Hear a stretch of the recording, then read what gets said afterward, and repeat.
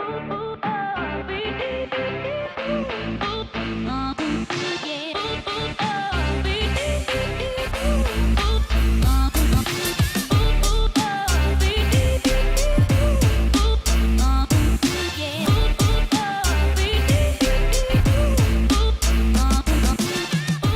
next, I want to welcome on Ryan Krill. He's the co-founder of Cape May Brewing in New Jersey.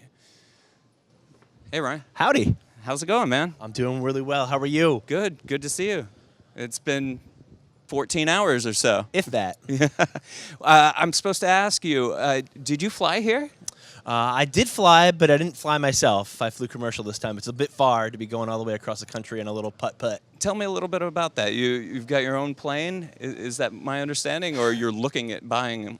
No, I don't have my own plane, but I do love to fly. So it's one of the few things that allows me to get my mind completely off of anything else and focus. And it's also a great tool when you have a company that's 20 miles out in the ocean, that you're able to get to meetings really quickly. So it works in a couple different ways. Well, you guys have grown quite a bit at Cape May. I was looking back at some old BA figures, and you guys went from about 300 barrels, a little more than 300 barrels, in what was it, 2012? And last year you did more than 6,000 barrels.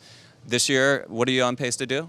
This year, we're going to do about 12,000 barrels. So when we started in 2011, we brewed 12 gallons at a time. We had 1,200 square feet of space and 1 employee, and that was it. And today, we have 65 employees. We'll do, again, 12,000 barrels. We're distributed in 2 states. In New Jersey, we do it ourselves, and in Pennsylvania, we partner with Miller Coors wholesaler Wrigley Beverage.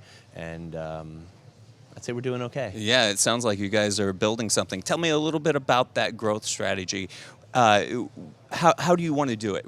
Do you want to dig deep into the home market and build out from there, or how are you going to build this thing? We like to look at it as entrepreneurs first. So naturally, with a beverage brand, you're going to be focused on quality and telling the story and that sort of thing. But behind the curtain, it's really about strategy and thinking critically about who we are not, and where we want to go.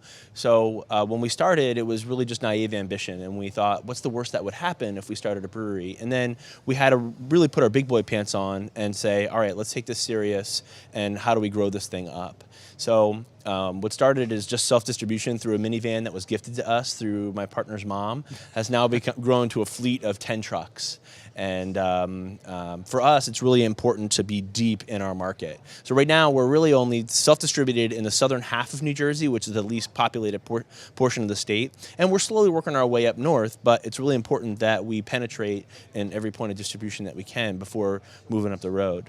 What challenges has self-distributing presented to you? Because I'm guessing, when you started the brewery, you weren't exactly thinking, I want to buy a bunch of trucks and, get out to, delivering beer myself. For beer being so old, it seems like it's a new thing in New Jersey, especially as it relates to self-distributed breweries. So beer wholesalers, they kind of look at us with curiosity, and then competing brewers, both inside and outside of the state, they're like, oh, what are they doing there? And through patience and determination, it's worked out really well. And yeah, I mean, we compete with other brewers, but we're also competing with really with wholesalers. And it's, to the point where, we'll have lines cut, or like somebody will like mess with our couplers. Like, these are other wholesalers that are like doing this kind of stuff, which is crazy. But it also means that we're being effective. And if we can out hustle folks, then we're doing things right. And there's not to say that partnering with a wholesaler in the future is not in the cards for us. We've actually been talking with some folks and trying to solve for the question of, can we sell more beer together or separate? And we're trying to solve for that. And we have a system that works now, but if we can figure out a way to sell more beer with a wholesaler in New Jersey, it'd be a good thing. Cut lines, though, man. Cutthroat. It happens. Yeah, you hear about it, but wow, you actually in practice, that's crazy. Well, I want to talk a little bit about culture, because we heard Nikos and Cheryl earlier from Ninkasi talking about, building that culture, keeping that culture. Culture is very important, obviously, at any brewery, but we have talked about culture. How do you build something from the ground up and maintain, that sense of self and who you are?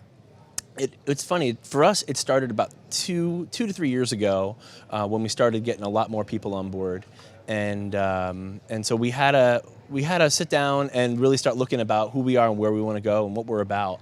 And the nexus of the idea started with updating our website. At the time, we had this old logo. It wasn't really sophisticated or anything, and didn't say anything about what Cape May is and what we're about. And it led us down this path of going through a complete redesign of our logo, and then asking ourselves who we are and where we want to go.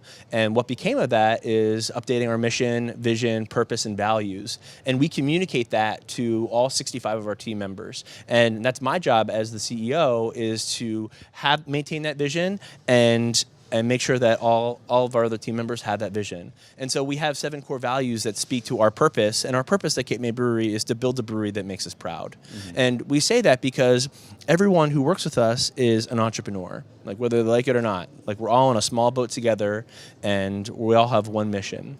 And so we use the word build is we're building a business, we're building a brand, and we're building ourselves. And so all team members, every 65 of us, have a Credo card in our wallet. And so it has our purpose on the front, and then our 7 core values in the back that speak to that purpose. So if you ever meet anybody from Cape May Brewery, ask to see their Credo card. I have, and they've shown me. Well, thanks again, Ryan. I really appreciate you taking the time out, and we'll catch up over a beer out there. But I want to thank Siemens again, and also the NBWA for sponsoring the live stream. And we'll be back at 12:10 with Firestone Walker's David Macon.